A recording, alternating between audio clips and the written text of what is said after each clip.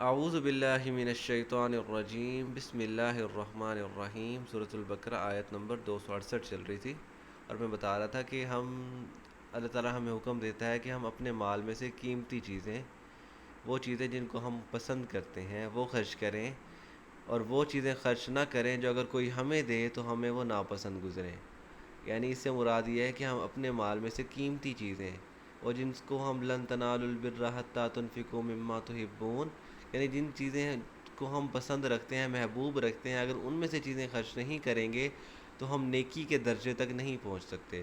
تو اللہ تعالیٰ اس چیز کی بار بار ترغیب دیتے ہیں کہ خرچ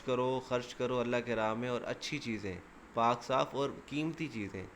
خرچ کرو۔ اور پھر ساتھ اللہ تعالیٰ جو کہ ہمارے ذہن میں قیمتی چیزیں خرچ کرنے سے ذہن میں جو مستقبل کا خوف ہوتا ہے، تنگی کا، کہ ہم تنگ دست ہو جائیں گے، ہمیں دوسروں سے مانگنا پڑے گا، یا جو بھی ہمارے ذہن میں مستقبل کا خوف پیدا ہوتا ہے، اس خوف کو اللہ تعالیٰ نے ختم کرنے کے لیے اگلی آیت بیان کی کہ الشیطان یعدکم الفقر، شیطان تم سے تنگ دستی کا وعدہ کرتا ہے، ویأمرکم بالفحشاء، اور تمہیں حکم دیتا ہے برائی کا۔ اس سے کیا مراد ہے؟ اس سے یہی مراد ہے کہ شیطان دو طریقوں سے ہمیں پیسے خرچ کرنے سے روکتا ہے۔ ایک تو وہ نیکی کے راستے میں پیسے خرچ کرنے سے روکتا ہے کہ بھی تم تنگ دست ہو جاؤ گے، مستقبل کا خوف۔ دوسرا پھر انہی پیسوں کو برائیوں کے کاموں میں لگواتا ہے، جیسے میں نے بتایا تھا گانوں کے سرور، محفل سرور میں، ادھر کنسرٹ ہوں، میوزیکل نائٹس ہوں، ہمارے بہت سارے جتنے بھی بے حیائی کے کام ہیں ان میں، جوا، شراب کی محفلیں، ان چیزوں میں۔ اور یہاں پہ اگر ہم اپنی عقل سے کام لے کے سوچیں، ہمیں کبھی بھی ان الٹے کاموں میں پیسے خرچ کرتے ہوئے مستقبل کا ڈر نہیں ہوتا کہ ہمارے فیوچر کا کیا بنے گا، ہم اتنے پیسے ضائع کر رہے ہیں، میرے پاس تو آگے کچھ بھی نہیں بچے گا۔ ہمیشہ جب ہمیں مستقبل کا خوف ہوتا ہے، جب ہمیں ڈر ہوتا ہے، تو وہ کب ہوتا ہے؟ جب ہم اللہ کی راہ میں خرچ کر رہے ہوتے ہیں، جب ہم کسی غریب کو دے رہے ہوتے ہیں، کسی ضرورت مند کو کوئی پیسے دے رہے ہوتے ہیں، اس وقت ہمارے ذہن میں یہی آتا ہے میرا پتہ نہیں کیا بنے گا، آگے میرے پاس تو پیسے ہی نہیں رہیں گے، میرا اپنا خرچہ کہاں سے پورا ہوگا۔ یعنی اس طرح کی جو تنگ دستی اور فقیروں والی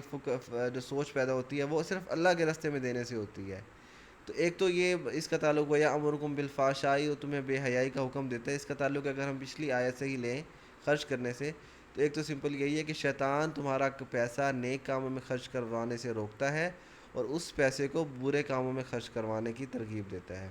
اور دوسرا وَيَأْمُرُكُم بِالْفَحْشَاءِ ہی کو اگر علیحدہ آیت کی تو علیحدہ فکرے کے طور پہ لیں،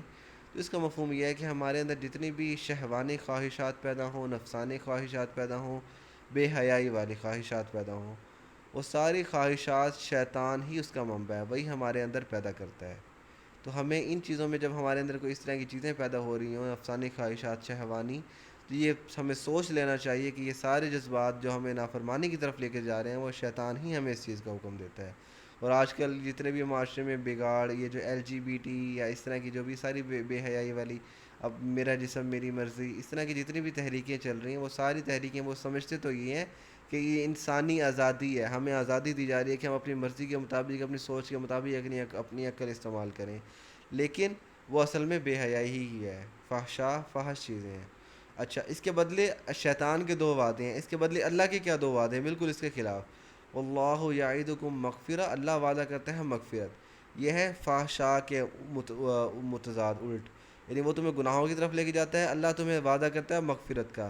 کہ تم گناہوں سے معافی مانگو اللہ معاف کر دے گا۔ دوسرا، شیطان تمہیں تنگ دستی کا وعدہ کرتا ہے، اللہ تمہیں منہ و فضلاً، فضل کا، کہ جو بھی تم اللہ کے راہ میں خرچ کرو گے اللہ اسے بڑھا چڑھا کر، ایک گناہ، دو گناہ، 700 گناہ تک بڑھا چڑھا کر واپس کرے گا۔ یعنی اس طرح یہ دو چیزیں اس کے دو وعدے شیطان کے، دو وعدے اللہ کے۔ شیطان کے وعدے اللہ کی راہ میں خرچ نہ کرو، تنگ دست ہو جاؤ گے، گناہوں کے راستے میں خرچ کرو۔ اللہ کے وعدے کہ تم گناہ کرو گے اس کے بعد معافی مانگو اللہ معاف کرے گا، اور خرچ کرو اللہ تمہیں بڑھا چڑھا کے واپس کرے گا۔ اللہ تمہیں ایک تو دنیا میں بھی دے گا، یعنی جو چیز تم مال جو بھی خرچ کر رہے ہو اللہ وہی چیز دنیا میں بھی تمہیں دے گا بڑھا چڑھا کر، آخرت میں تو اس کا اجر ہے ہی ہے۔ یعنی اس طرح وہ فضل، اللہ کا فضل ہے کہ دنیا میں بھی بدلہ ملے گا، آخرت میں بھی ملے گا۔ اور آگے اللہ تعالیٰ نے بتایا واللہ، اور اللہ واسع، وسعت والا ہے، علیم، جاننے والا ہے۔ میں نے بتایا تھا کہ جب بھی کسی آیت کے آخر میں اللہ کی کوئی صفت بیان ہوتی ہے نا، تو وہ صفت کا تعلق اسی آیت سے ہوتا ہے۔ اب جیسے یہاں پہ فضل کی بات ہو رہی ہے اور نیکی کی خرچ کرنے کی بات ہو رہی ہے، تو اللہ تعالیٰ نے فرمایا واسع، وسعت والا ہے، وہ جتنا مرضی چاہے بدلہ دے، علیم، جاننے والا ہے، کسی بھی نیکی کو وہ بھولے گا نہیں جو تم نے کیا، علیم، جاننے والا ہے وہ۔ تو یہ آیت نمبر 268 مکمل، کل انشاءاللہ آگے بڑھیں گے. وما علینا الا البلاغ المبین.